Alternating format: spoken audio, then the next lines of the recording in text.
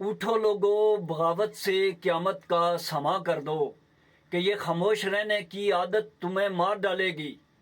ریاست کو اگر بچانا ہے تو سیاست چھین لو ان سے، ورنہ اس ریاست کو یہ سیاست مار ڈالے گی۔ سردار سجاد آپ کی خدمت میں حاضر ہے ایک نئے ویڈیو کے ساتھ۔ آج جو میرا موضوع ہے وہ ہے کشمیر کی تحریک آزادی۔ کیا وجہ ہے کہ تحریک آزادی اس سے پہلے کتنی تحریکیں جو ہے آزادی کے نام پہ چلی اور وہ راستے میں دم توڑ گئی؟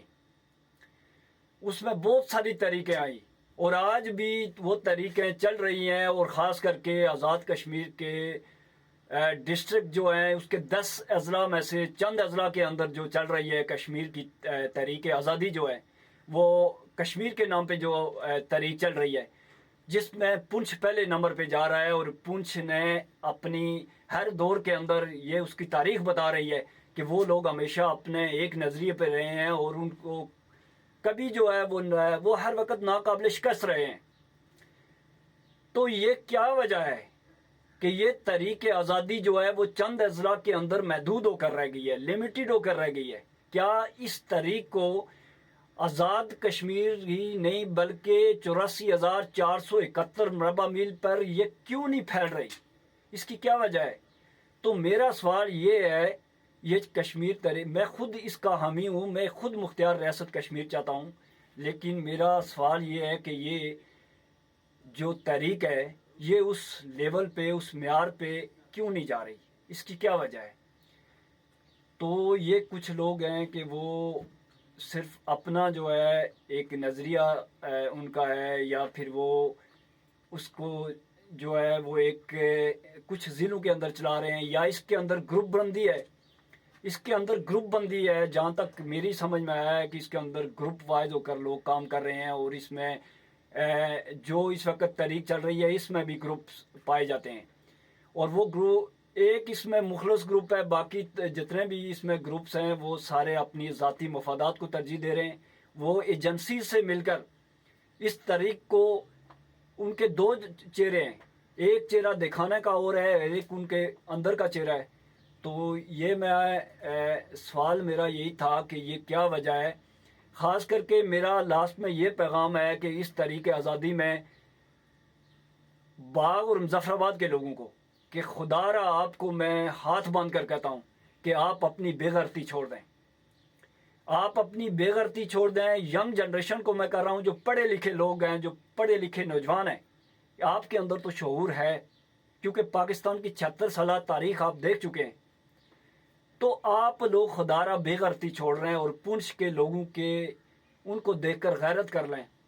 اور دوسری بات یہ ہے کہ یہ جو تحریک آزادی کے جو ہے اکثر یہ لوگ کہتے ہیں کہ قیادت کا فقدان ہے۔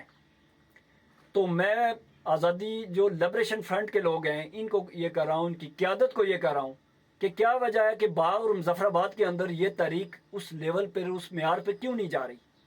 اس میں کون سے لوگ آپ نے منتخب کیے ہوئے ہیں جو اس تحریک کے باغ اور مظفر آباد، وہاں پہ تحریک اس معیار کی آئی نہیں، اس معیار پہ پہنچی نہیں ہے، نہ وہاں پہ تحریک کا وہ جہاں پہ اس کو جانا چاہیے تھا۔ اور یاد رہے کہ کشمیر تحریک آزادی میں جو ڈسٹرکٹ باغ ہے، جب تک آپ اس کے اہم لوگوں کو آپ اس میں شامل نہیں کریں گے یہ تحریک کبھی کامیاب نہیں ہوگی، یہ پکی بات ہے۔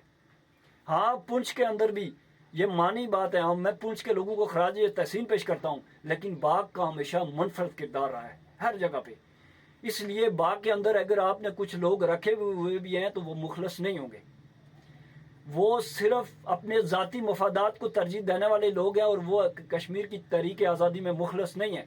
اس لیے میرا یہ پیغام ہے، میرا یہ میسج ہے کہ آپ لوگ اپنا جو ہے قبلہ درست کریں، تاکہ یہ جو تحریک آزادی ہے، جو یہ تحریک ہے، یہ اس معیار پہ پہنچے کہ اور یہ منزل مقصود تک پہنچ سکے۔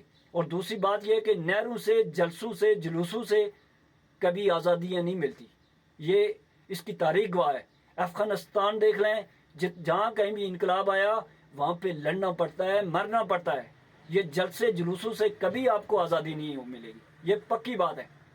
اس لیے کشمیر کے اندر جو ینگ جنریشن ہے ان کو جہاں پہ مجاہد پیدا ہونا تھا وہاں پہ ڈانسر پیدا ہو گئے ہیں، اور مجاہد کا ہونا پیدا ہونا ضروری ہے، کیونکہ جب تک عملی میدان میں ہم لڑیں گے نہیں ہم کبھی بھی آزادی حاصل نہیں کر سکیں گے، کیونکہ جس معاشرے کے اندر ہم رہ رہے ہیں یہ ڈنڈے کی دنیا ہے، یہ جلسے جلوسوں والے لوگ نہیں ہیں۔